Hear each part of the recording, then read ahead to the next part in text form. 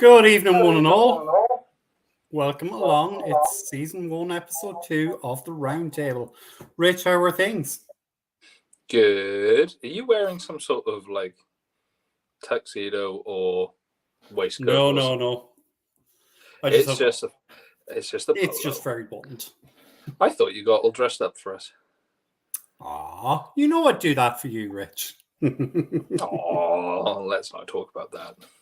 Yeah, very good. How are things? All good, mate. All good. It's camp week. Yes. We've had practices. It's fun. Football is around again. It's not far away. Fun. It's great. How about you? I think our first match is our first game is next weekend, is it?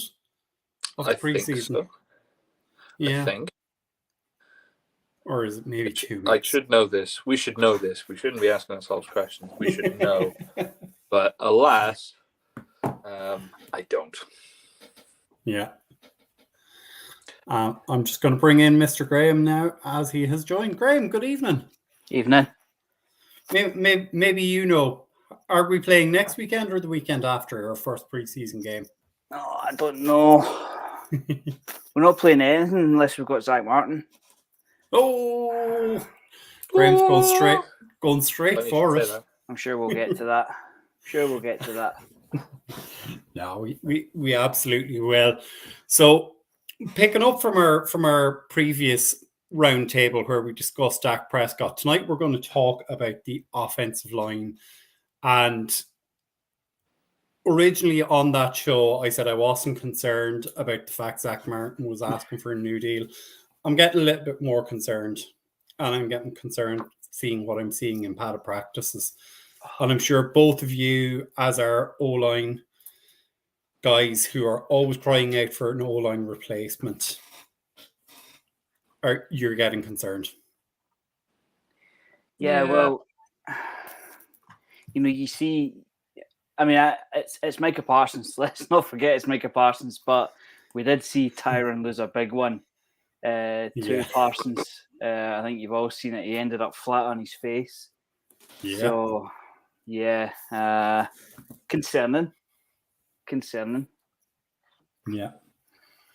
Go on, Rich. Yeah, it's sorry, I'm just trying to do my usual silly tweet at the minute because I'm a little bit late. Yeah, it was a bit concerning. At the same time, it's like Micah Parsons. Anyone who generally goes against Micah Parsons doesn't look that great. Yeah, but it's concerning. Yeah. I mean, I think, like, obviously the NFL top 100 is being released in drips and drabs, and I'm sure Micah is going to feature inside the top 10 players this year. If he doesn't, rigged. Yeah. Yeah, but Tyron didn't do himself any favors by that. He may not make the top 100 this year, unfortunately. I don't think he's going to make it this time.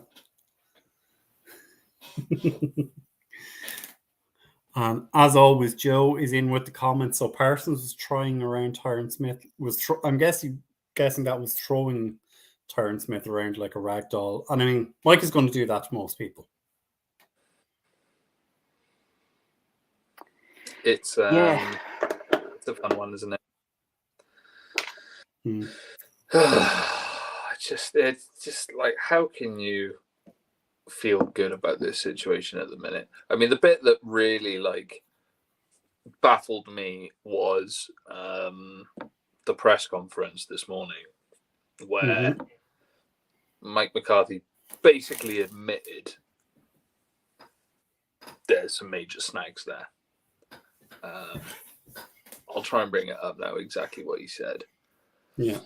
Obviously, we have some moving parts. This is specifically about the O-line. We're not full there. So I do like the flexibility of some of the young guys that are playing. Well, you're going to have to, Mike, because there's nobody else. There's at least they're not in denial, but at the same time, it's like, okay, you've acknowledged there's a problem. I'm going to assume that you've known this for a while. Why haven't you done anything about it, guys? Come on! Like, Oh. I suppose kind of to kick off the discussion about this, and look, we're going to focus exclusively on the O-line tonight. The biggest issue that I see is the fact we don't actually know right now, especially given the fact that Zach Martin is not at training camp. We don't even know what our starting offensive line is. No. We said on the last show we wanted to have a consistent 5. Apart from Tyler Biadasz, I can't tell you one player and where they're going to play. Still. Yeah. Still at right tackle. I think that's kind of fair to say that that's his job. Yeah. Really, still. Apart from that, yeah, that's accurate. If the Jags game was tomorrow, right? You're Smith, Biadasz.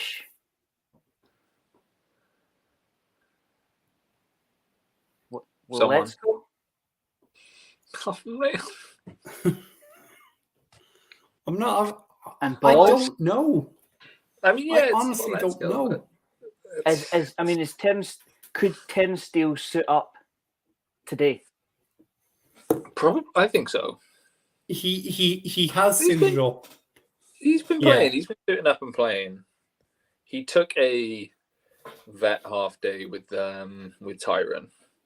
But to be fair, I think if Zach was there, he'd have done it as well. So yeah, I think that's called an O-line half day these days. Yeah, probably, because most of them are on it.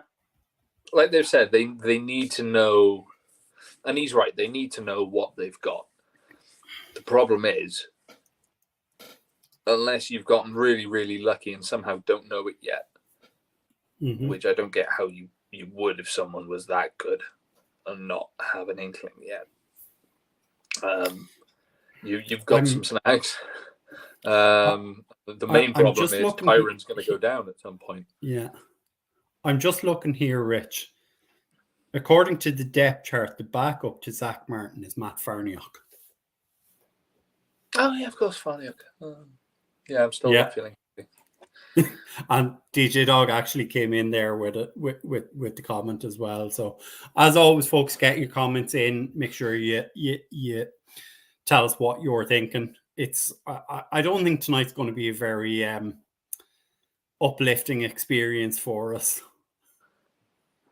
Well, I don't know. Do you know what? One thing to come out of testing the young guys, I'm all for it. Bass is looking interesting. Yeah, like that was some of the stuff we've seen was pretty good from him, given the fact he's undrafted, where he's come from. Was it Oregon? But again, are you really gonna trust him to go take the mantle from Tyron Smith if something happens or when something happens? Or are you going to play him at guard? That's the exact when. That's the exact. When. This is the thing, and it's like it's great. Everything's great. Like we all know what to say. You know, we know what the lineup is, realistically. But the problem is, that's not going to be the lineup the whole season. Like it's not a cross your fingers and hope. It's you, me, everyone, like. People who don't give a crap about football know Tyron Smith ain't going to last the whole season. It's unfortunate. I hope he does, but I wouldn't put money on it. I wouldn't put half a pack of Haribo on it. It's not going to work out. And then what do you do? What do you have after that?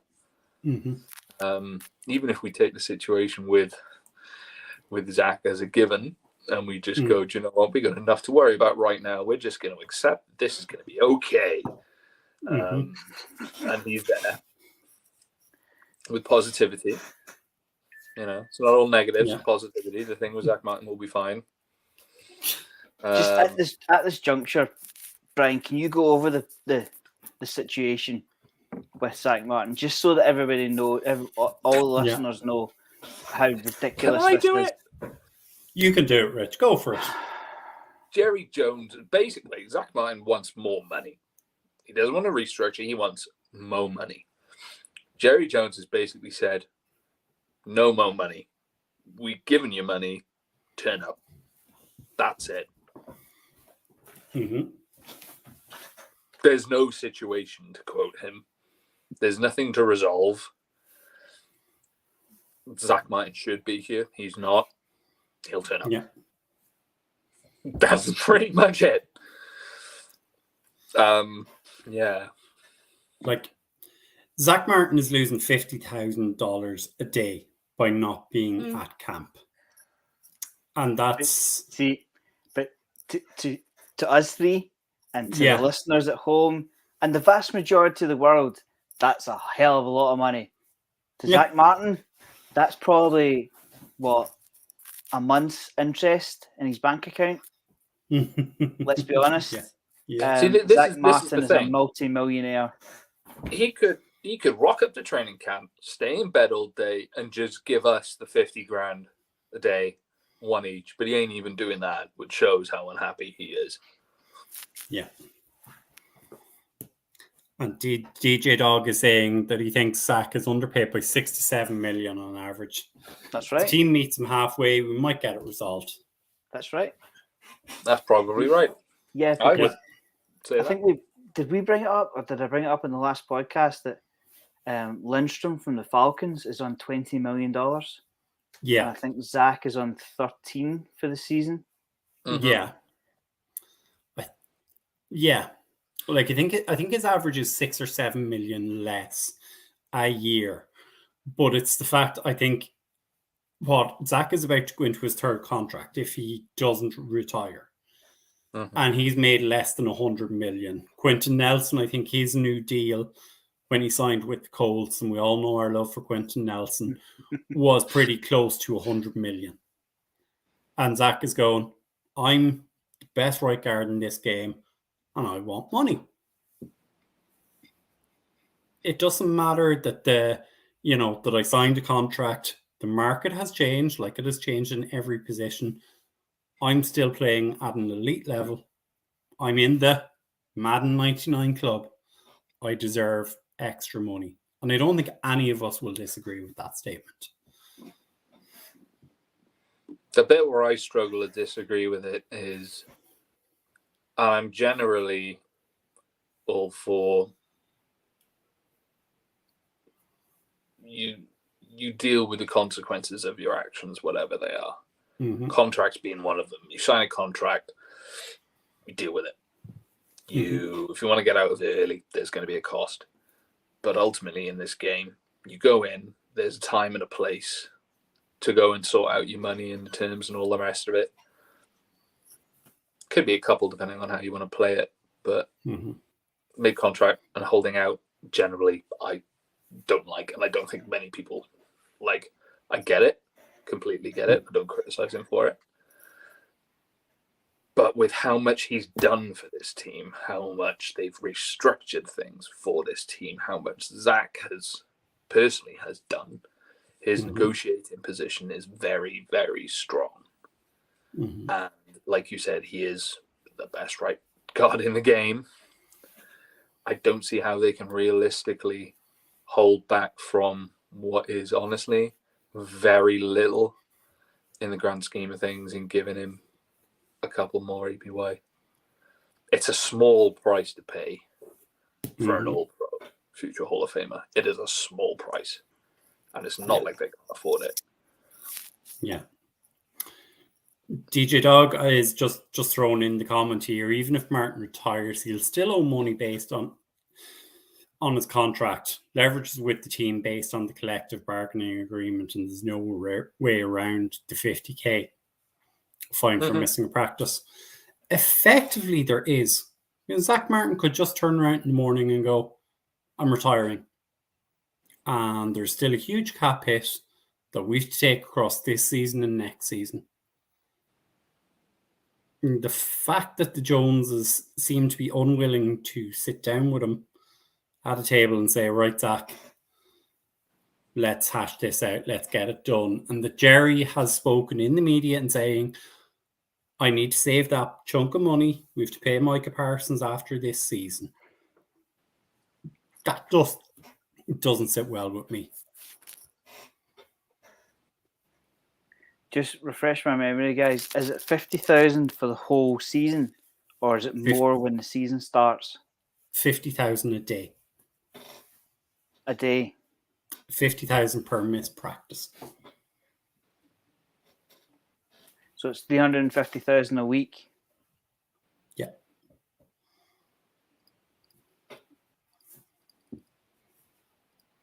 And I think it was on the show last week with Mike and Paul, and they were saying that it's now non-negotiable, that Jerry can't turn around and go, okay, we've settled this up, Zach, let's just brush that under the carpet. That now has to go to the NFLPA.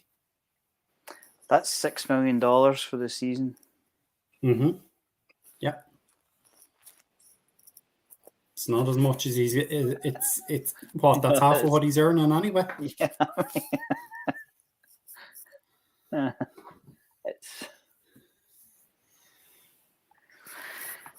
I mean, Joe's brought up an interesting point. Yeah. I'll pull it up here. Joe's suggesting we could trade Zach Martin. This is the other way he can force it, is he either turns around and says, okay, I'm ultimately not happy, trade me. Or you could go, retire. Oh, I'm going to retire. But I'm not going to play for Dallas, trade me. One of the two. Same situation. Ends up in a trade. Yeah. I mean, what is Zach Martin's trade value? Do you think he could get a second round pick for Martin? I doubt they could get a first. He's too old. Oh, 100%. They could get multiple firsts for him. Really? Look at Trent Williams. For a 33-year-old? Yeah. Trent Williams was at least one first round pick, I'm pretty sure. I'll look that up whilst you guys are chatting about it. But definitely they could afford a first round pick. It strikes me as one of those things that someone will pay it. Mm-hmm. But it still doesn't solve anything. Mm-hmm. No. And this is the thing. You just sort of moving the problem, really, or changing the problem, that you then don't have your probable right guard and you got another hole on the line. Fact of the matter is, the ball's in his court. They can't afford, realistically, to not have him play right guard. They have to have him there. I don't think he's going to necessarily miss games, which is probably where they're trying to play hardball on it. But realistically, you want the guy in practice as well, and you want him to be happy. You don't want to send out that message of, we're going to be pricks about things. So get the guy in. It's probably going to be, the middle ground's probably going to be relatively cheap. Get it sorted.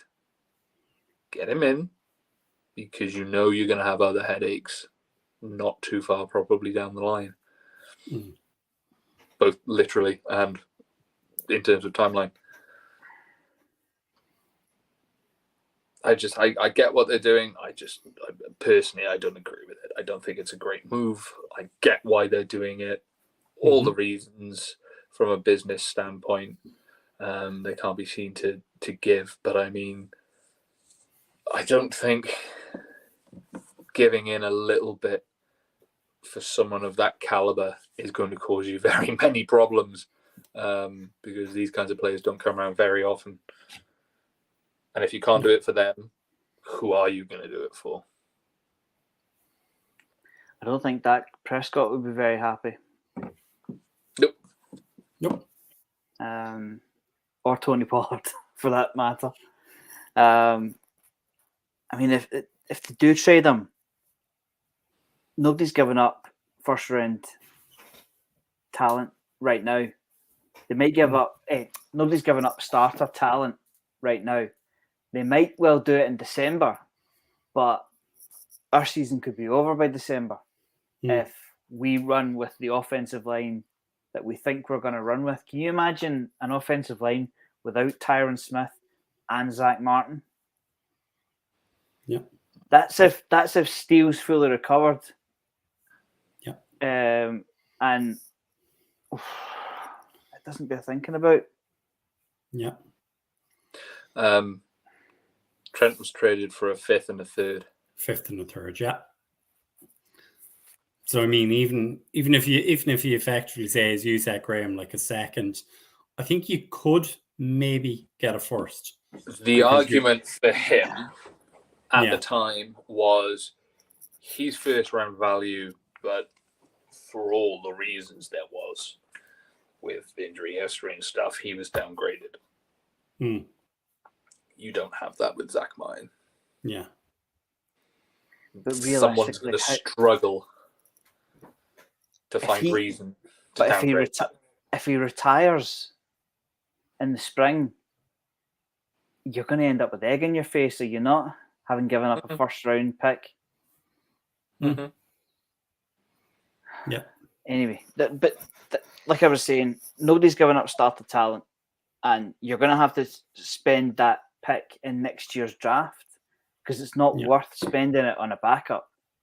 Nope. It doesn't solve anything. I understand it, but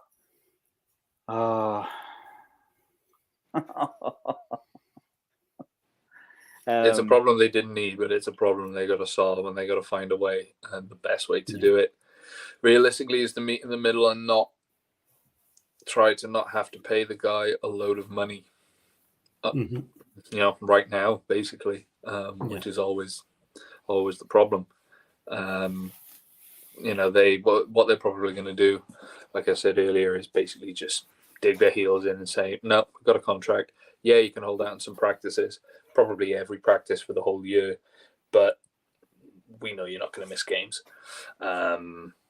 We'll have you there. We know you plug and play. We don't actually have any concerns if you don't practice at all, because you're a sensible guy. You're going to turn up and be in good shape. You're going to play. But is he going to? And they don't have to give ground. They're not seen to give ground. They're not giving up anything. They're not losing face. But like you said, it just kicks a can down the road, and everyone gets entrenched, and everything gets inflamed, and nothing is solved. You're just possibly making the situation worse. I've never played the game, but it's not quite tough to go through an entire week with no pads, no contact, and then put the pads on and go full pelt. I would imagine so. I don't like the idea. I would sure imagine so. And there's conditioning and everything else you've got to take into it from that side of it. But I think it's fair to say you could probably plug and play Zach Martin, and even if he's a bit below par for a couple of weeks, he'll still be one of, if not the best in the game. You're not really going to have concerns about that position on the line. Yeah. Who do we think blinks first?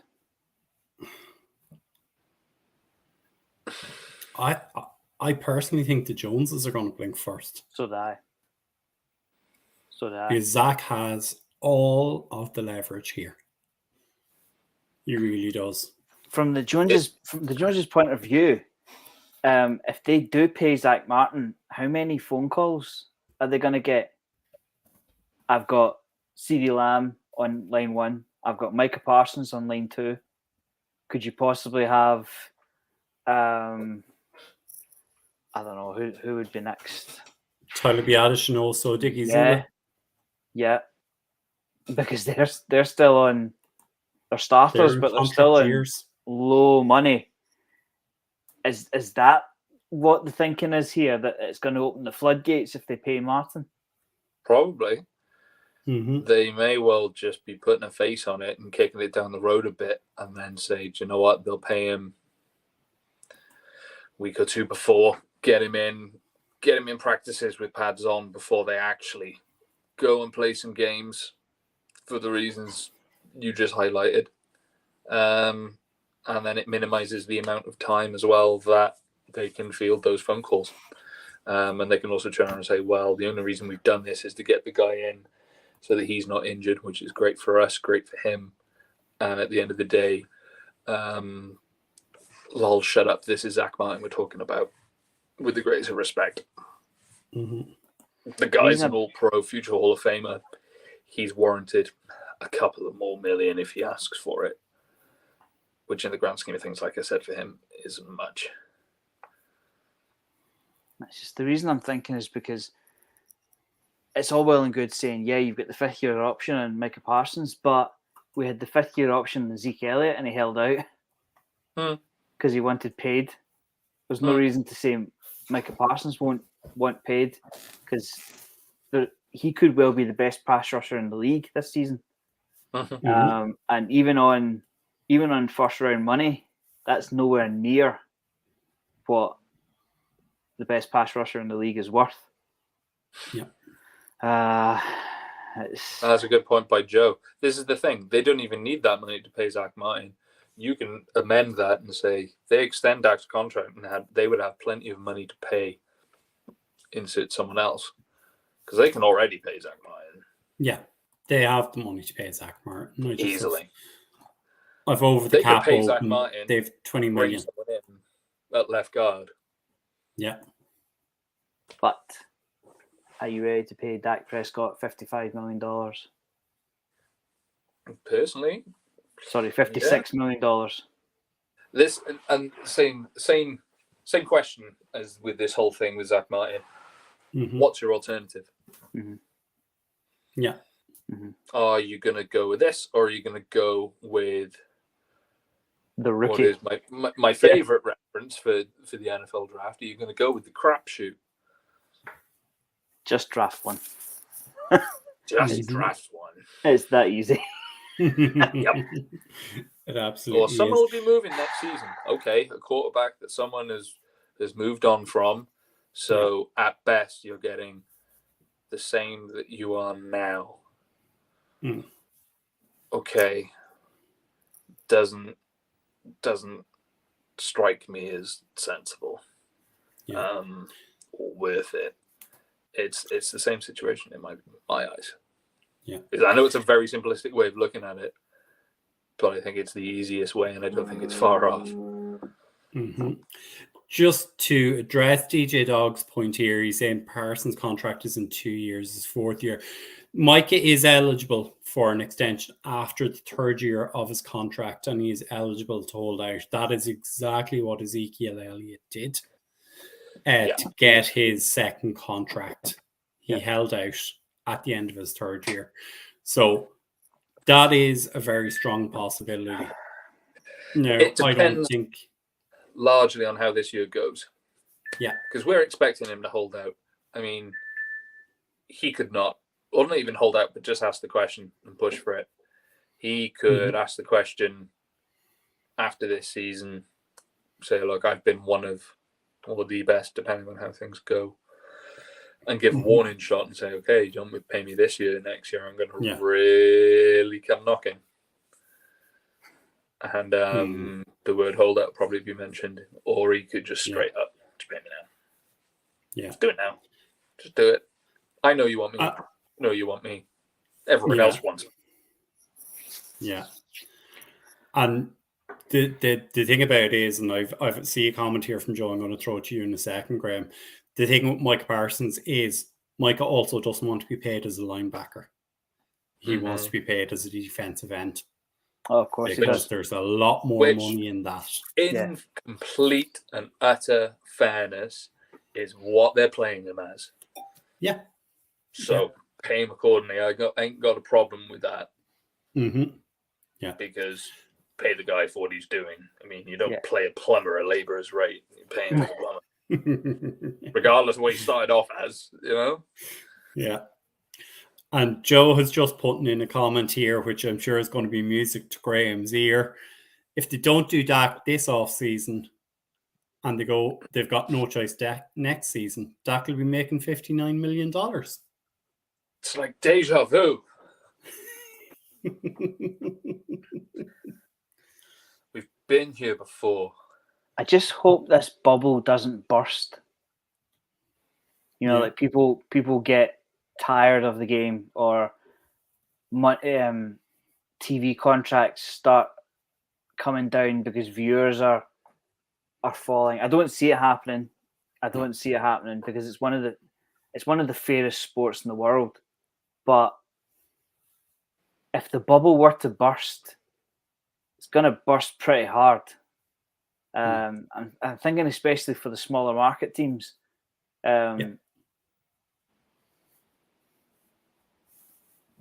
Like close to home, can the Packers keep up with this constantly accelerating? Because the Packers make their own money. Like there's no investment as far as I'm aware in teams like the Packers and smaller market teams. Can they afford to pay Jordan Love the going rate? I don't know. Would they want to is another story, but could it's getting scary, isn't it? Yeah, it really is. I mean, think what $59 million could get you.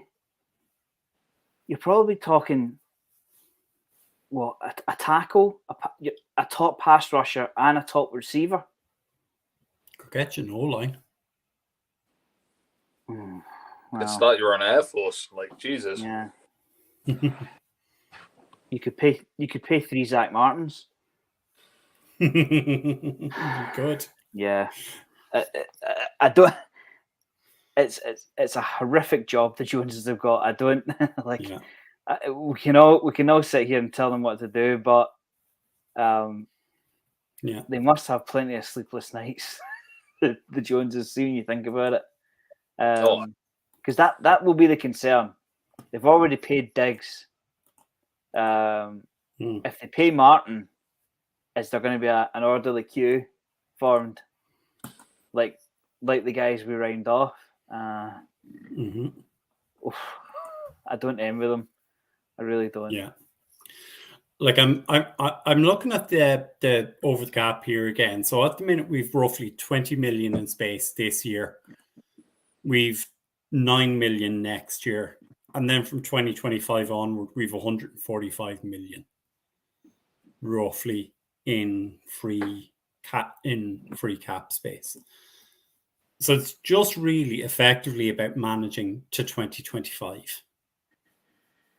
But just to clarify that, Brian, it's because we've very few players on the roster. It's not like we're getting a massive cash injection at that point, like an extra $100 million comes out of nowhere. Yeah, like for 2025, they've 39 players on the roster, and the top 10 for that you've Dak, Tank, Zach Martin, Tyron Smith, Michael Gallup, Brandon Cooks, Trayvon Diggs, Donovan Wilson, Tyler Smith, Mazzie Smith. That's kind of your top level players.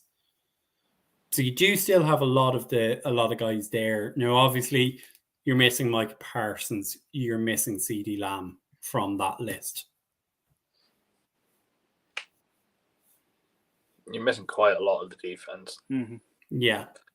Quite a lot. Yeah. Quite a lot. But yeah, it's the only other thing I can really think they do with Zach Martin is they turn around and say, look, we'll just have a gentleman's agreement. Come to it this year. We don't want to start a problem now at this point in the season or preseason. We will give you more, but as soon as the season's over, done. Looking at Martin's deal, just on that point, his cap number next season is 23 million. Yeah. Which will probably make him maybe highest paid. The problem is this year. Yeah. I don't understand why they can't use some of that excess cap. Get work out some kind of increase and just get on with the season. Well, they can. They just don't want to. Presumably because, like you said, they don't want to lose face because you don't want to have the situation where, exactly like we said, we're going around in circles now, but it's you don't want to have the line of people at the door, which you're going to have. Yeah. So, that's the only real way to do it, but I think they're going to have to give, realistically. They've got the line. They've got the line. This guy's a Pro Bowler. This guy's in the 99 club. This guy has been in the 99 club for goodness knows how long. He is not your average Joe. He's a stud. Yeah. Now you could argue that Parsons is a stud, but would you really compete to keep CeeDee Lamb? I mean, I don't think CeeDee Lamb will reset the market, for instance. Do you guys? He's not a top 5 receiver. Right now, top 5 receiver. I don't think he's about to reset the market. He will definitely reset the higher end of the average, but he won't reset the top end of the market as we know it personally. But if this season goes the right way, that could change very quickly. Yeah. It really depends on what happens with Justin Jefferson and Jamar Chase, because they're the future of wide receiver. And I think I was saying this last week on the show, Mike and Paul, is that the guys on Good Morning Football were saying that CeeDee Lamb really needs a season where he steps up and goes, right, the future is Lamb, Jefferson, Jamar Chase, and you're pushing the DeAndre Hopkins, the Devontae Adams, those guys who are hitting 30 and hitting the end of their careers. You're pushing those guys out of the way and really stepping up. And if he has that kind of season, his agent's going to walk in and go, okay, guys, 25 million, 28 million, and you're screwed. The only thing we got there is the consistency. That's what's going to kill him. Even if he has a great season, it's going to kill him.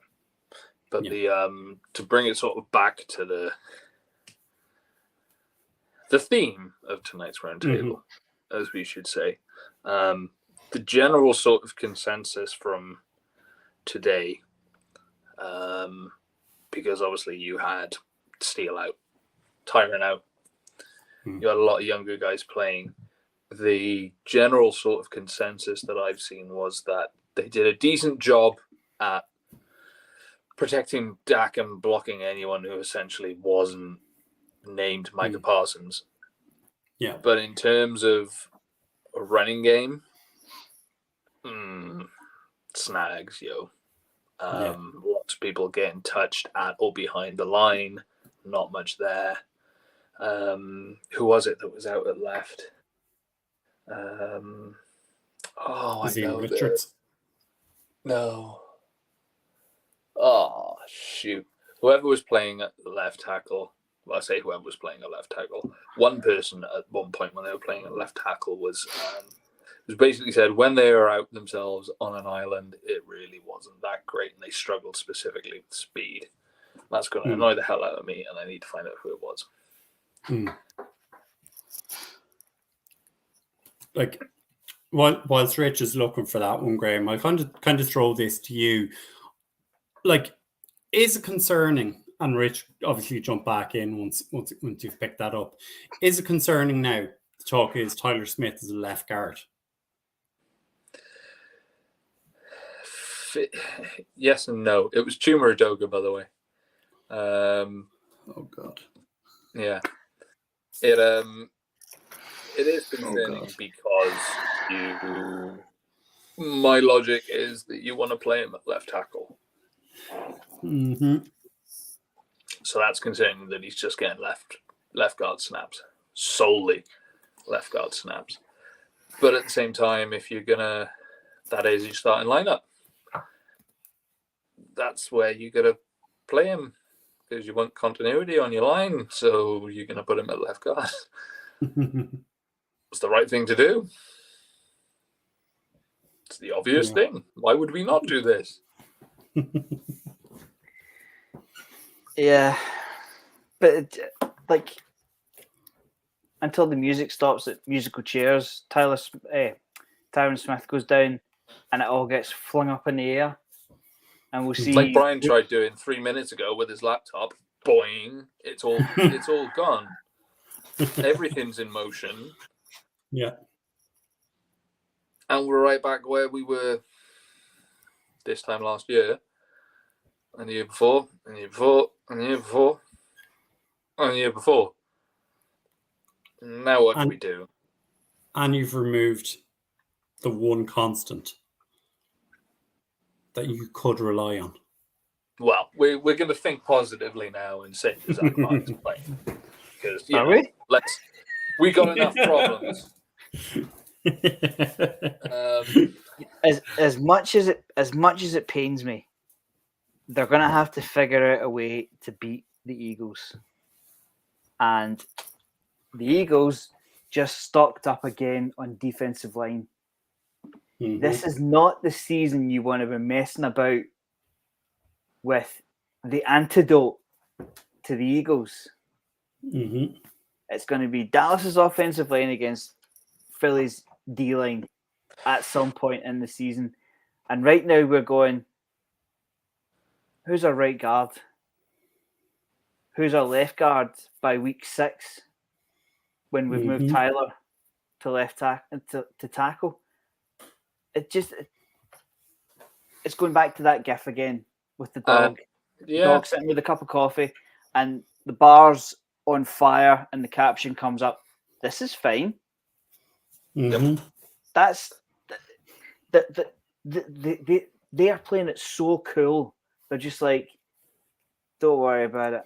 Zach will be here. Tyron Smith's going to be fine. Biadish is going to have a Pro Bowl season. Terrence Steele will be exactly who he was. Don't worry about it. We've got it sorted. Yeah, that's great. In Fantasyland. Yep.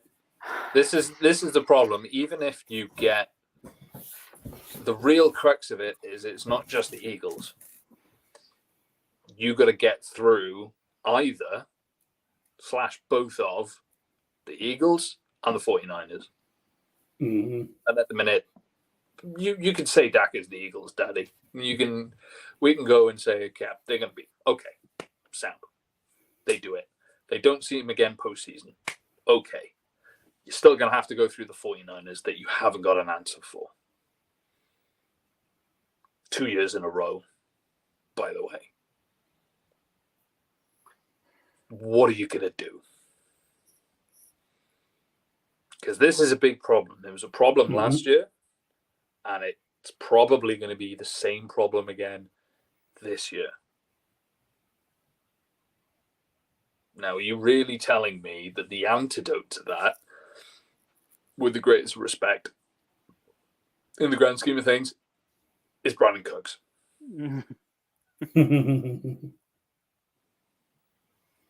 And getting the ball out of Dak's hands quickly. Do you really have that much faith in Mike McCarthy, in your wide receiver core, for other people, in Dak Prescott's abilities, because people have problems with his abilities, that all of that will supersede the fact that you don't have Kellen Moore and they'll have the same problem on your offensive line, which caused you problems last year, the year before. I don't see it. I actually quite like the receiver core this year. Oh, I like it. I love it, actually. I really love it. But I'm freaking excited for it. But the problem still is you need a decent offensive line to block, to get the ball to your receivers. And if you have an open hole, that ship is taking on fucking water. You need to give Dak Prescott 3 seconds to throw the ball, is what you're saying. Yeah. And he needs to be having 3 seconds to throw the ball without getting hit at the end of every play. Or near enough every play. In the same place. Same places on his body. From the same direction. Is the concern on just this game to me, as you were saying, Rich, is the concern going to be that Dak Prescott's going to have to throw for over 5,000 yards? Potentially, you're pushing yourself in that direction because you don't have, and this is what ties into the decision with Zeke as well, is that you've lost that safety blanket in the blocking game. Because with the greatest respect to Pollard, he isn't Zeke in terms of blocking. He doesn't have that full capacity. So not only have you still not, unfortunately, through bad problems, or good problems, I should say, you've not got your left guard, / you've not got an answer at left tackle, whichever way you want to look at it. It's the same issue. The left side of the line is bad or has a hole. You don't have the comfort blanket of Zeke to pick that up now because you just let him go. And you haven't really brought anyone else in that we have faith at the minute can deal with it. I wouldn't say that it's as dire as 5,000 yards. I would say that this year the Cowboys have a top 5 defense. So they're not necessarily going to have. They're not. I don't think they're going to be involved in shootouts every week. So long as Dak doesn't turn the ball over like he did last season, we'll be okay, I think. But that still doesn't excuse, and it doesn't. Like, you can't say, "Oh, don't worry about the offensive line. Our defense will keep us in games." So many games, your defense will maybe win you, I don't know, 2-3 games. Yeah. They say that offenses win games and defenses win championships. Well, you've got to win 12 games in the NFC East. You don't win 12 games in the NFC East, you're not going anywhere. Because the Giants will be breathing down our neck. I'll go out on a limb and say that I don't rate the Commanders' chances this year. I don't think their offense is going to be the answer for the NFC East. So you're going to need at least 12 wins to get out of the division, I reckon, this year. Yeah, I completely agree. Can your defense get you to those 12 wins? No. But the might get you 2 or 3. The reality is they had a really good defense last season. They had a good defense last season. Not many people will turn around and say, unless they're being blind hatred, will say the Cowboys had a bad defense last season, or it wasn't that great. Cowboys had a good defense, a really good defense. The season before, they were doing pretty damn well. They weren't as good, but they were doing pretty well. It was definitely on the up. Yeah. Both those seasons and the opportunities there have been wasted because of an inability to score points. Now, previously, your ability to score points has ridden heavily on your run game because you had problems in the passing game. However, wherever you want to lay the blame, don't care right now. You had problems in the passing game. This season, you have boxed yourself into a corner in another way because now you have to score a lot of points on the passing game because you don't have the line at the minute for the full season, at least, that we have confidence that you're going to have a lot of time to throw the ball for people to come free for you to throw them the ball. So it's all good saying Dak's got to throw the ball in 3 seconds. No one's open. Ball probably getting intercepted. Or there's a chance of it. We've seen today that when you take out certain people, one of which we're confident is not going to be around for a decent amount of time because of injury, the run game suffers. Yep. And you don't have Zeke to back that up. Mm-hmm. Pulling in the fact that going the whole West Coast style, you now have your new back there, but they want to utilize him more in the pass game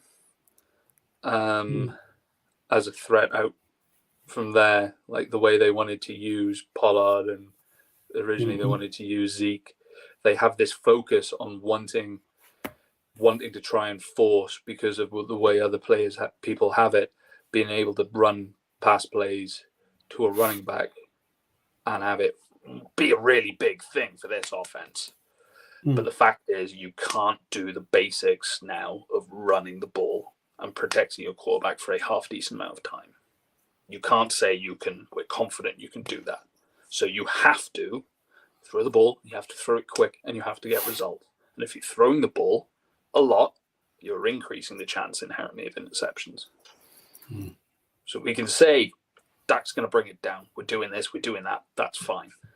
But still, this team has positioned itself to throw the ball a lot more. Therefore, this team is positioning itself to have a lot of interceptions again. It's an undeniable reality, statistical possibility. Not saying it's definitely going to happen, but it's a serious possibility. Because if Tyron goes down, you've got a problem running the ball on that side again. And God forbid if something happens to Steele again, or if you haven't got Zach Martin, which I don't think is going to happen, but something on the other side, you've got serious problems both sides of the ball. You ain't going to be able to run it. And you don't have Zeke. And your tight ends aren't that great at blocking to the same extent. I like that you brought that up, Rich, because like I kind of said this in our own group chat this evening. None of our tight ends are on a second contract right now. Nope. So none of them have really blocked at that NFL level where they need to be an inline blocker. It's not the same to say, oh, they were a great blocker in college. You're playing against elite defensive ends. You're playing against Nick Bosa. You're playing against TJ Watt. You're playing against those guys from that city I dare not name. Yeah, you need to have that someone that you can say, I'm glad this person is playing. Oh, I thought I was going to sneeze. I'm glad this person's playing because I know every 3 games or so, 3-4 games, there's going to be a tackle or two, or there's going to be a block or two that this player is going to eat up. And I'm going to look back after that play and say, thank God we have X on the field to make that block. Because if not, that could have been Dak out for the season. Because you saw that with that kind of regularity last season and the season before and the season before that with Zeke. Yeah. It happens. They don't have a good enough O-line at the minute to have let Zeke, or to let the safety blanket go, because they don't have that anywhere else through any other capacity at the minute. I may be wrong. Hope I am. But I'm not full of confidence right now. Yeah. They need luck. They box themselves into corners. They are relying heavily on luck to get them through in a big way. And I think a big part of that is they think they were just really, really unlucky last season that they lost Tyron and Terrence.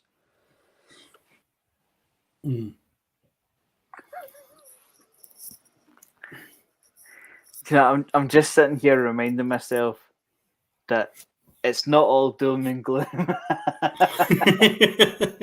But the position is, the team isn't. We're probably in the best place we've been at wide receiver for a long time. Yes, I agree. Probably going back to the days where we had Cooper and Lamb as the 1-2 punch, and get with Michael Gallup. That's probably. I would go one further than that. I would say this is probably as good as I felt when we had Dez. We had Williams making his Michael Jackson catches on the sideline. And there was the catch, no catch at the end of the season against Green Yep. Bay. That's what it feels like to me. It has that energy in the wide receiver core. And that was a really decent wide receiver core that year. Yeah. Across the board. You'd Beasley, you'd Witten, you'd James Hanna. Yep. You know, you'd all those guys who knew their roles. You had weapons guys that knew where they needed to be, when they needed to be there, and in some cases in big ways, and it won you games. And it got you where you were. Yeah, that didn't work out at the end of it, but c'est la vie. Do you think there's a danger that we're kind of looking at ourselves as a playoff team already? Because I think we're so concerned about the offensive line because we wanted to stand up against the best in the league in January. By the time we get to January, are we going to have 5 players to string together? This is the thing, which is exactly what happened last season. We were going in the tail end of the year. It's okay. We'll have Tyron back. We'll have Peters. Put it together. It'll work. It didn't work. Yeah. The one thing you can take away from that, which I've said umpteen times, and I'll say it again, was Tyler Smith showed up in a very big way against one of, if not the NFL's best, in my opinion, playing where he was. Yep. You've got to make a decision there, or they should have made a decision. Do you go out and get another left tackle now, or do you go out and get another left guard now? Unfortunately, they've gone for option C, which is we'll just see what we've got first. Because we got all these young guys. Slack will take another one later on. Yeah. Not. I think my biggest concern is January. And it is. This team, I don't think, to answer your question, no, I don't think it's wrong. And I don't think it's bad. Because this team has shown in the majority of the case, when you take the majority of the team, it is good enough to make the playoffs. And it is good enough to get to that point. They've shown that semi-consistently over the past couple of years now. Yeah. The majority of the roster is good enough to get you there. But getting you in the playoffs, being one and done, or just in and out, is where you need to get past. We've been there for a while now. We need to get past that point and get back to a championship game. So it's not wrong in what you're saying, Graham. And it's the question, no, it's not bad, because this team should be expecting, and I know it's the whole thing of all teams expect to make the playoffs. You always got to make the playoffs. You always play to win. Yeah. The rhetoric, this team realistically should be a playoff team. You should make the playoffs relatively easily or with confidence. By hook or by crook, whether you win the division or not. You should either win the division and get in, or you should be one of the best teams in the NFC East to get a wild card, and you're in. The problem is doing what you need to do to get past that point, which is where the big problems like this come in. And a big part of the reason why they couldn't score points is the offensive line last year. Yeah, that's my deepest concern, I think, is the offensive line going to be in a state where it can win playoff games. And now you have to say no. If you get there and Tyron Smith et al. Is healthy, if you manage to get to the playoffs with your number one string offensive line and they've played there the entire season, or the vast majority, Tyron goes down for like 1 or 2 weeks. Okay, it's not a proper Tyron injury. I can accept that. But if they've had a decent run into it, and then they're in there, and everyone's healthy, yes. Anything else? No. I don't think you can honestly say, anyone can honestly say that. Yeah. I mean, obviously not right now, at this point in the year, but the problem is you can't guarantee or have the confidence. No, we can guarantee, but you can't have the confidence that Tyron is going to get there, because he's shown you over the past 5 years, probably won't. It's longer than that. Yeah, 7 or 8. So it's there you 7 or go. 8 years. Yeah. And you can't even, like, you hear all the time, they're managing the situation. This is the thing. They need to stop managing Yeah. situations and stop putting plasters on things. They are giving themselves situations to manage. They are not solving problems. They need to stop managing things and start fixing things. And I know you can only do so much. And they've tried. They've drafted offensive linemen that sadly haven't worked out. But there's other things they could have done that they haven't. And I accept and I'm fully on board with the fact that hindsight is 20/20. But I'm going to be a little bit arrogant and say we've seen some of this in real time and called it out in real time, and it hasn't happened. And the reason the three of us get pissed off every year is because it's the same thing near enough every year. Again and again. Since and again. Dak was drafted and Zeke was drafted, and it's been a slow decay. And it's one of the things you've seen it coming a mile off, and now it's here, and it's, like I said at the top, it annoys me because they know. They've accepted it. They've said it. Yeah. In as many words, not as many words. But they haven't done anything about it. Not really. They've chosen to fix everything else. They have the confidence that the biggest thing they need to fix is the wide receiver core, not the problem on the offensive line. Because I think it's because they don't think they're going to get that unlucky again. And with so many things that the way football is and the way things run from the line play, I don't see it. I'd love to be wrong. I would love to be wrong. I've never wanted to be more wrong about many things in my life. No. Every team's got a hole, or every team has a lower than average position group. But I didn't want it to be offensive line. I mean, here's a straight up question for you: is offensive line our poorest positional group? Yes. I would say no. Would you say running back?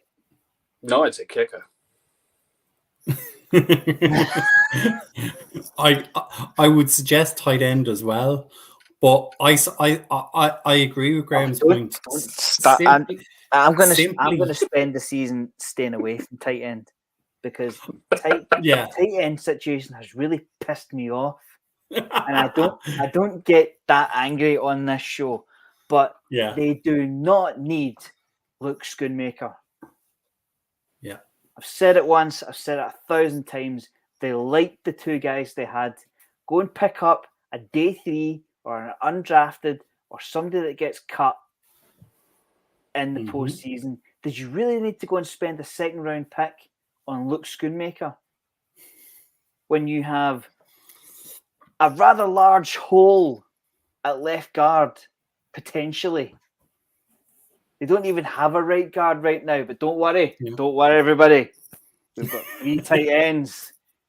Don't worry. Do you get what I mean? Yeah, I can forgive them for the right guard thing, because they wouldn't have known at that point the problem with that arm was going to come up. I can forgive them that. But your first point, the left guard, completely agree. I don't see it being similar to like when we took CD Lamb, in that this opportunity is too good to pass up. I don't see Shoemaker being the same ilk. I don't see that as being, we can't afford to pass on this guy. Just don't see it. Like, draft your board, fine. Don't win the draft your board, fine. But you still got needs. It's a reality. And you've got some good players there that are around the same sort of level that you've got Shoemaker. Yeah, you could have made a trade up a couple of spots maybe, depending on how you think on the night. Like, we've got the benefit of hindsight that's hard not to view through that lens. But yeah, they could have done something else. Brian, you know that Luke Schoonmaker's career is going to be attached to Steve Avia. I was going to say John Michael Schmitz, who went one pick before. Well, yeah.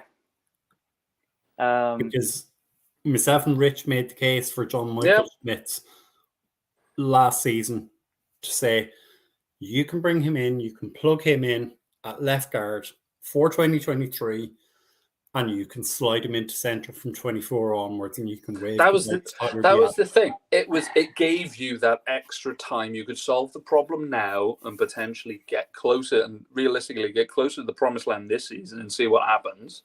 Mm-hmm. God willing. And then you've got potentially another good problem for next year. You've got a competition. It gives you another year to see what you're doing at centre. Because as serviceable as he is, I don't think anyone thinks he's Biadish is Travis Frederick. Nope. So if don't say that, man. I know. If he had have come in and done exactly that and then moved across and beat him out and all the rest of it, and you've still got another left guard to find again, it's a good problem to have because you're still filling another need to a degree. It's a much lesser need, but it's still a need and an important position. But don't worry, guys, because you're going to get to see Smits twice a year. So don't worry about that. You'll still get to see him because you'll be lining up against us twice a year. That was the worst bit. But it happens. It happened. Alas. I'm looking at my 2024 draft board right now. And there is no... we written off a season. They're actually, like, this is just talking in terms of centres. There is no first round centre. And it's highly unlikely there's a second round centre in the draft class. Somebody could have a breakout season. You could find a one season wonder. I mean, they've got flags in their own right. Yeah. But yeah, see the more we talk about it. Yeah. At some point, we're gonna have to go into Philadelphia, or we're gonna have to go into San Francisco in January, potentially in the cold, and run the ball. Mm-hmm. Yes, Graham. Yes, you are. But you can't do that. You're now going to have to go in there and you're going to have to throw the ball. Unless you get lucky. Mm-hmm. You never know. You never know. I mean, like, we might end up with a division. We weren't that far behind last year. The Eagles have lost one or two. They have lost one or two. You never know. Like, yes, Joe. Does lightning strike twice? We'll soon find out. Yeah. But it's still, like I said, you've got to go through one of those two teams. You can, okay, we just see the Eagles twice. We lose both games. Through some black magic, we still win the division, or we get in the wild card slot, and we don't see them in the playoffs again, thankfully. You're still more than likely going to have to go through the 49ers. Mm-hmm. Because you're probably going to see them at some point, if not before, during the divisional game. Because I don't see anyone else in this league really stepping up and taking them out, unless it's the Eagles. Mm-hmm. In which case you're seeing them. Maybe the Vikings. Maybe the Vikings. The Vikings were 13-4 last year. No, I don't see them. I don't think they've done enough. There's nothing in the NFC North that scares me. There's nothing in the NFC South that scares me. The West, you could say San Francisco definitely scared the bejesus out of me. Seattle are probably going to be a wild card team. And I would say the one team that kind of freaks me out a little bit, and I hate saying this, and if Andy Robinson is listening in, he's going to be loving life. Yeah. It's actually the Giants. I'm a little bit nervous about the Giants. I don't particularly want to see there's potential for Seattle. There's potential for the Vikings, but to a lesser extent. I don't want to see the Eagles, and I will lose sleep over the 49ers. Yeah. It's as simple as that.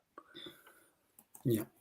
But the reasons you didn't beat those teams, well, you haven't beat the 49ers for a while, but the reason you lost the Eagles, why was that, gents?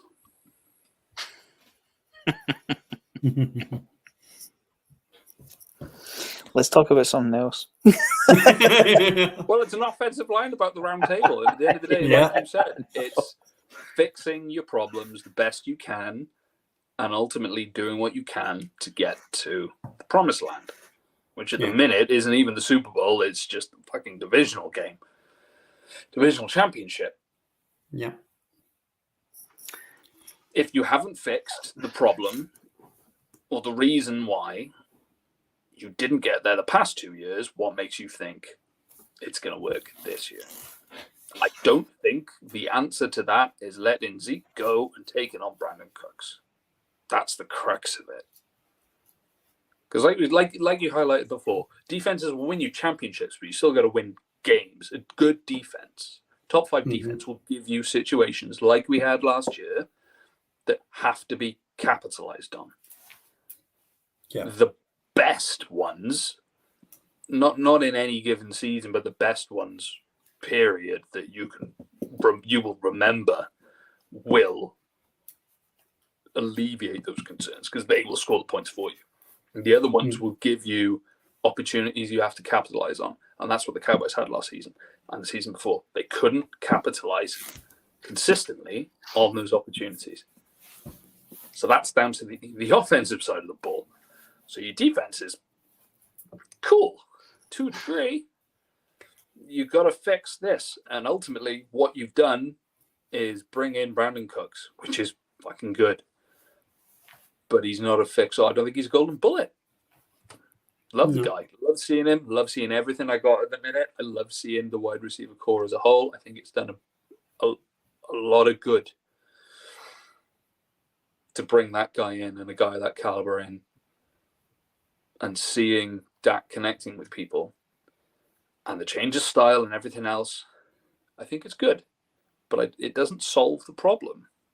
It may alleviate it a bit, but to the point where you're going to beat what's going to be ultimately, if you win, the second best team in the NFC, when there's a lot of good teams, a good couple of teams at the top of the NFC. Well, no, I don't think that's enough. If you look at it through this prism, right? This offseason, we lost, as you rightly say, we've lost Dalton Schultz, we've lost Zeke Elliott, we've lost Connor McGovern. We've replaced him with Brandon. I never thought I'd miss Connor McGovern. Miss Connor McGovern. Yeah. Like, what concerned me going into the draft was, and again, looking at it through the prism of the offensive line, we failed to do anything to address the offensive line. We've gone for a usual sticking blaster of Chum Adoga this year, with Jason Peters. We've had Xavier Suafilo. We've had 2 or 3 other guys who've come for a season and have gone back out the door. And we're still saying left guard's an issue, left guard's an issue, left guard's an issue. And we haven't, like, we make great moves to get Brandon Cooks, to get Stephon Gilmore onto this team. But we've done nothing to address what I think the three of us all agree is the biggest concern and engine room of this team. And they literally have gone, let's just leave it be. It'll work itself out. And it hasn't. It hasn't worked itself out in 2021. It hasn't worked itself out in 2022. Why would it work in 2023? The best thing they could do right now is bring Peters back for another year. I don't see a better option right now. Yeah. I don't think that's an option for Peters. Can you see him going through a full off season and playing a full season? I think Peters' situation is a phone call at the end of November. Somebody's gone down. We need somebody to play 4 or 5 games to see us out or to see us wherever the team's going. I think that's Peters' situation. But I do take your point, Rich. But can you afford for that opportunity and that ability to be taken away from you? But is he going to want to play a whole season? Well, he will if you pay him enough. I don't know. Another box they've put themselves into, by the way. They've forgotten very, very quickly about the Jason Peters situation last year, haven't they? Like it's this basically point. Don't worry, that lightning won't strike twice. Yeah, it will, because you've got Tyron Smith. It will if you don't do anything about the problem that caused it in the first place.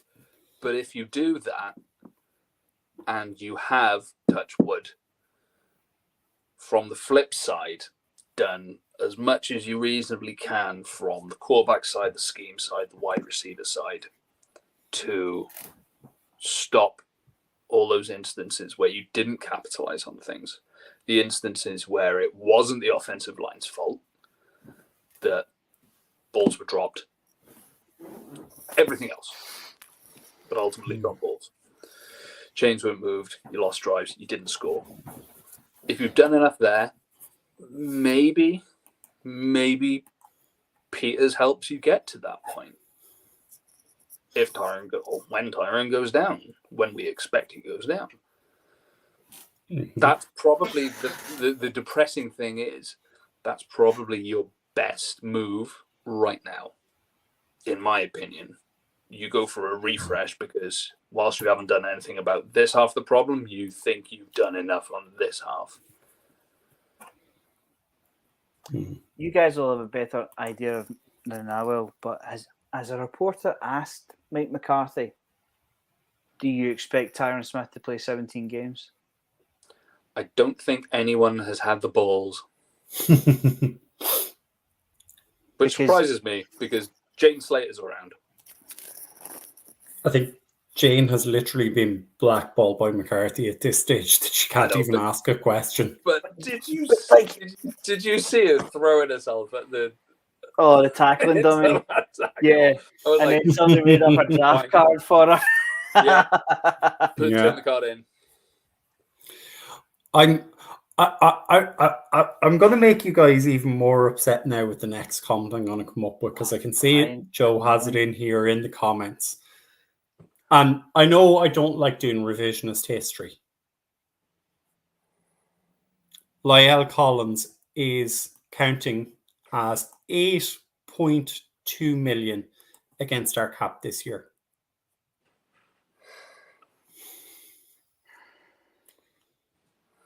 Did you have confidence? I might just log off at this point.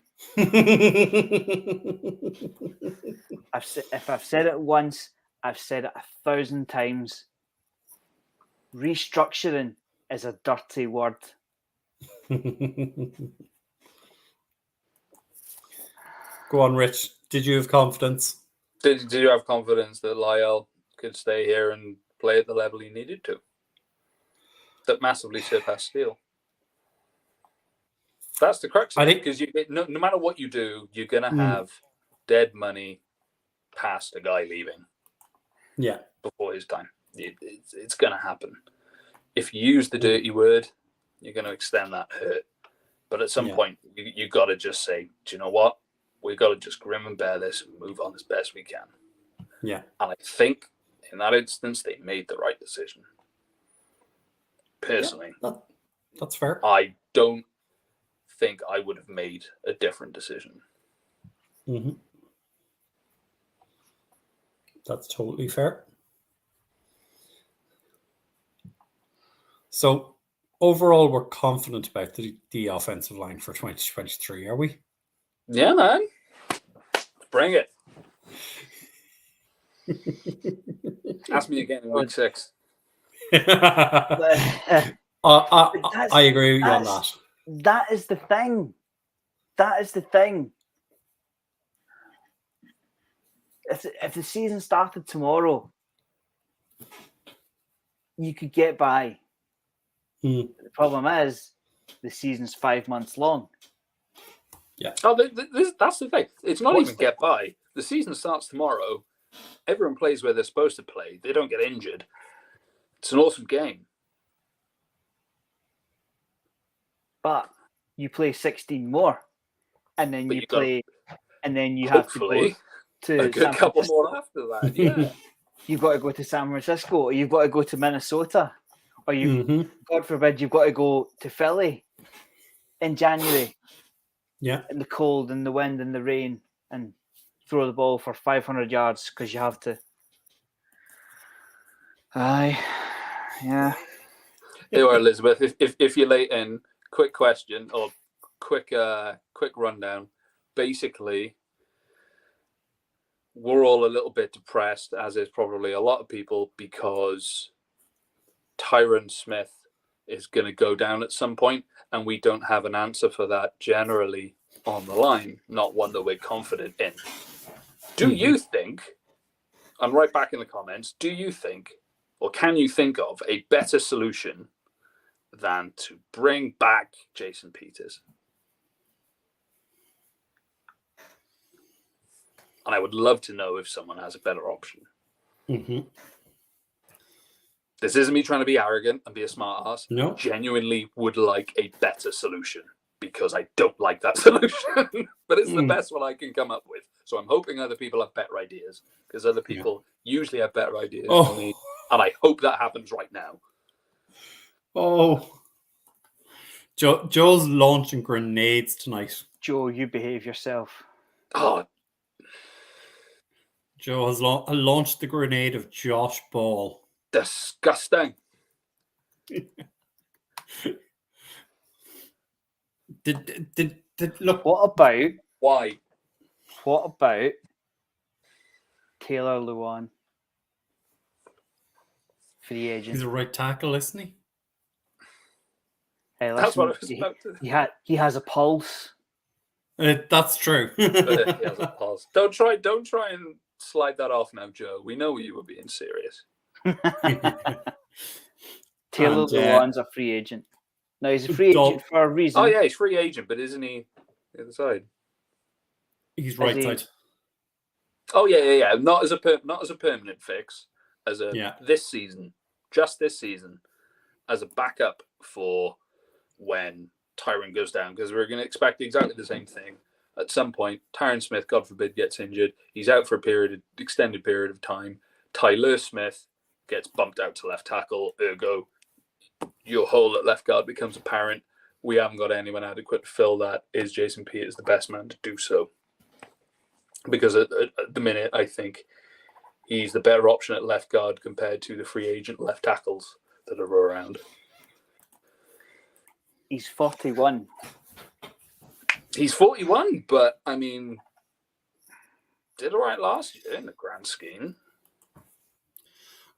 Guys, I'm going to say the name I've kind of mentioned a few times on programs. Again, another free agent. A free agent who's played 62 games at left guard. Dalton Reisner. Oh, you love bringing this in. Yeah. I just...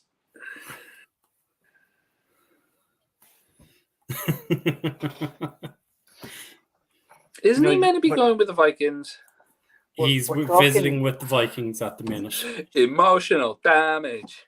We're talking about the positional group down the line in December and January when it counts. Yeah. And Yeah. we're talking about potential injuries to that line. Yeah. But what makes it different to any other position group? For instance, what happens if CeeDee Lamb has a season-ending injury, or Micah Parsons, or Trevon Diggs? That position group would suffer just as much as offensive line. Would it though? Because to be brutally honest, you've got quite a few bodies that are looking relatively half decent behind Lamb. You haven't got anyone on this team that is a left guard past Tyler. Yeah. But did we think you don't? You can put people in the position. You've got other wide receivers. Past that, to re-emphasize that point, wide receivers at this point, and it's very early doors, there's a lot of decent play from these younger guys and from the tight ends as well. And I get your point, but my counterpoint is a lot of these other positions on the team, barring a few, have much, much better depth. That's the problem, because left guard doesn't just have poor depth, it has no depth. I mean, I think at this point in the show, I've just snapped and I'm being totally irrational now, just to try and get some kind of positivity back. But did we see Terrence Steele having the season he was going to have? And he looks like he's picking up where he left off. In his first year, did we see Steele having the season that he did? No. We didn't really see that in his second year. And that's what I'm going to cling on to. Could that be Willetsko? Could it be another? Could. But that's the key word. Yeah. Could. Might. You're riding on luck. Exactly. Because you don't know at this point. You need to be lucky that you have hit on an offensive lineman when relatively recently, Tyler Smith aside, you've not hit on an offensive lineman for a decent amount of time now. Yeah. Which has landed you, been one of the big factors that's landed you in this problem in the first place. You've got to wonder what Josh Ball makes of all of this. Don't you? Like, Cowboys Nation is stressing out. He's been in the building for some amount of time, and not one outlet has mentioned, they still have Josh Ball. Mm-hmm. The guy's a ghost. Can I speak to Josh Ball, please? I want to know now. What does Josh Ball think about why everyone thinks he's not that great? No, just kidding. Yeah. Is it basically, I'll take my paycheck until I get cut, and then I'll go and buy a farm and a tractor and just do that. Yeah. I think he's one of those players that needs different place, a different situation, and go again. And he may well make something more of himself in terms of the quality raising, the ceiling raising. It strikes me as one of those, maybe. Mm-hmm. But again, do we really think? Steele was it wasn't. No one sort of saw what you'd have in Steele now in his rookie season or his second season, but you could see the potential that it could go either way. Yeah. Do you want me to make you sick, Rich? Go on then. Josh Ball's a millionaire. Yeah, no. Yeah. Mate, there's plenty of far worse people. I say worse people. Josh Ball is a bad person. There's plenty of people out there that are really, really, really, really, really bad at their jobs. He's made $1.4 million so far. Yeah. Yeah. It's That's the way it is. It's the NFL. You get in the NFL, you generally make a bit of money. Yeah. You always make a couple of million. I mean, I'd love one of the offensive staff to go, do you know what, Josh? It'd be really good right now if you gave an SH1T for a change. You know, like we're struggling here. If you could be an average starter for us this year, that would be awesome. How about you go and make something of your NFL career? Mm-hmm. But tell you what, Josh, how about you go hike up to the top of the Himalayas, spend like 2 weeks there, and just come down a fully formed left guard, Pro Bowl caliber. Like, Do you want to know the worst thing? go. He's right-sided. Yeah, I know that. I think we're going to have to get over the whole who plays left and who plays right. At some point this season, it's going to be right. Who has who's a available? Pulse? Who's still We like here? that these young guys have all this position flex. Oh, frick. Just like I said, and I've said it since the draft, they've boxed themselves. He probably is, and I don't dislike you, Josh. I'm not here to bust balls, but No unfortunately, pun intended. yeah. No, but unfortunately, quality-wise, he's not where the team needs him, and it really needs him there right now. But unfortunately, he's not. Yeah. Don't dislike the guy. Don't hate the guy. I mean, but unfortunately, talent-wise, he's not there. He but was going back to what I was saying. Go on. 4th round pick. It wasn't like he was a walk-on. He was a day 3 selection. Mm-hmm. Early day 3 selection. Mm-hmm. 21st pick on day 3. They've brought in the same Richards because again, they've not hit on offensive linemen generally in recent history. And going back to when Ryan Collins was drafted, we were all like, holy crap, they can draft anyone and it turns into like a top quality pick on offensive line specifically. Like, this is never going to be a problem as long as you know who's around. Yeah. Irony. But yeah, like I was going to say, I've said it since the draft. They have, unfortunately, in my opinion, boxed themselves into too many boxes. And I think they're going to come undone again. Mm-hmm. They'll get to the playoffs, but I don't see much after that. Brian, bring up Joe's last comment. This one? Yeah. No. The last one. Be careful, Josh. Oh, yeah, no. Is probably watching UK Cowboys right now. Why? Because he's not practicing. No, you spelt Zach wrong. But, gentlemen, we've gone for another hour and 35 minutes. Have we any final thoughts before we get out of here? Not really. I think we've kind of adequately talked it through to death. We have. I honestly think from here on out, if any of us are ever on a podcast, any other podcast, until the first game, if any of us mentions offensive line, we have to agree that we give the other one a slap in the face and say, stop it. We've done this. Wait till the season starts. Give it till game 3 or game 4 / Tyrant's gone down. Then it's open. But until then, no more. There's other things to talk about. All positivity. Like I said, we need positivity. Come on, Greg. Greg. The reason we keep bringing it up so much is because the offensive line is skating on thin ice. Mm-hmm. Yeah. And the ice is melting. Yeah. And we know the ice is melting. And it's just a question of when the first crack appears.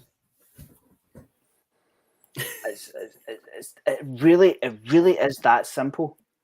And hopefully one of these backups turns out to be a much better player than we think they're going to be. Like do you know what we need?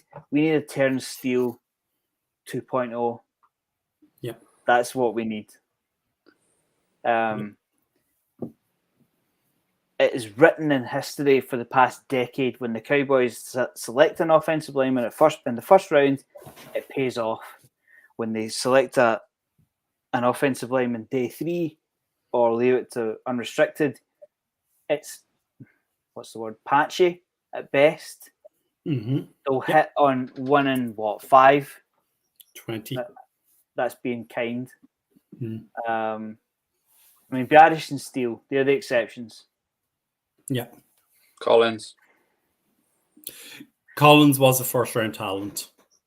But he was undrafted, Bry. That was something else resulted in the undrafted. Don't do me out of my technicality. No, I would never do that. But it's like driving a classic car. It's like driving a classic Lamborghini. You're sailing down the road, the top down, 80 odd degrees outside. The engine's going to go eventually, and then you're stuffed. Yep, that's a really, really good analogy. Also, I'm guessing Fahrenheit, not Celsius, because that would be really hot. If that's the case, we're in trouble. Anyway, as it stands, the top 5 starters, it's probably above average. Would you both agree? I think it is above average. It's above average. Yeah. But everybody in their cat knows that's not going to be the situation in December or January when we need it to be above average. And that's the problem. I know we're getting a little bit ahead of ourselves, but we have every reason to think we're a playoff team. And year on year, we fall at the first or the second hurdle. And this year, I think we can actually see the reason why we're going to fall at the first and the second hurdle, and that's what's annoying us. We know which part of the bridge is going to fall. Yep, and like you said, it's annoying for us, or it is for me, that we basically sound like broken records, and we've been saying it for a while, but it's because it's been this creeping death for so long now. For 7 years? Yeah. It's been this slow attrition, and it's just, you can see it coming, and there's not adequate stuff been done to fix it. I mean, the bit that's really annoyed me this year is that there's been nothing done. Like, at least with previous seasons, it's been, okay, we're going to try this. We're going to try this. We're going to try this. Now it just feels like, do you know what? We tried so much. Screw it. Just see what happens. We're going to focus on everything else, and hopefully that will do it. Because we've tried to fix it. It hasn't worked. So now we'll try not to fix it, and hopefully that works. Which would be the most Cowboys thing ever, but realistically, it's probably not going to work. But hey, I'm actually the bit I take from that is that this could still be pretty good, because even if Tyron does go down, we've seen that the backups that we have got, can protect Dak to get him to throw the ball. And teams have won Super Bowls not being the best running team. You got a potentially really good defense. But again, it comes down to that hope. Let's hope this year. Yeah. The one thing I was going to add to that, Rich, is our offensive line, even with the replacements, aren't going to meet too many guys named Micah Parsons coming the other way. So that is the hope that I have. They might, because he might be lining up beside them at this rate. Do you know what? I'd probably entertain something crazy like that, but that's me. I tell you what. Would he? Micah, do you reckon you got the motor to play both ways Hey, for listen. the rest of the season? What a running lane. Can you imagine the running lane he would create? Boom! Boom! Oh, can you imagine? Like, just... Mikey, here's the ball. Go make it happen. It was like, Micah, no, you're playing the wrong way. That way, you don't hold someone. That way, well, not hold, but you know what I mean. That way you block them. That way you don't. You get past them. Could get confusing for him. But then he's a smart guy. You never know. Yeah. You'd love to see it, though. He'd probably just pancake everyone. Singing, don't worry about a thing. This is where roundtables go. We come up with a nuclear option.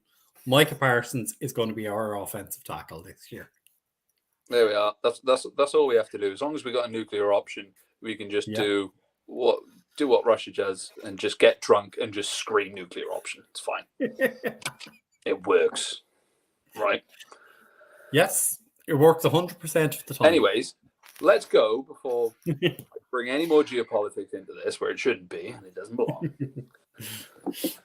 Absolutely. So before we get out of here, obviously Mike and the team will be back tomorrow evening at 9 o'clock here in the UK and Ireland, 10 o'clock in Central Europe, 3 o'clock in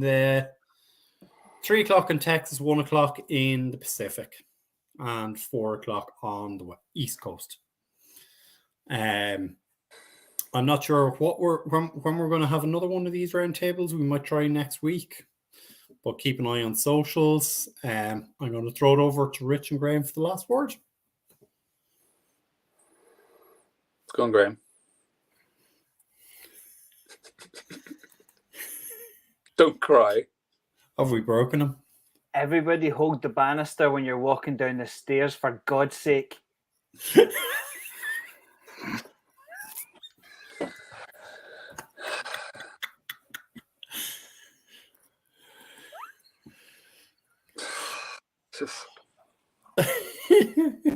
See if I hear of an injury of somebody playing basketball, I won't be shocked. This is fine. Good night, folks. Good night, everyone.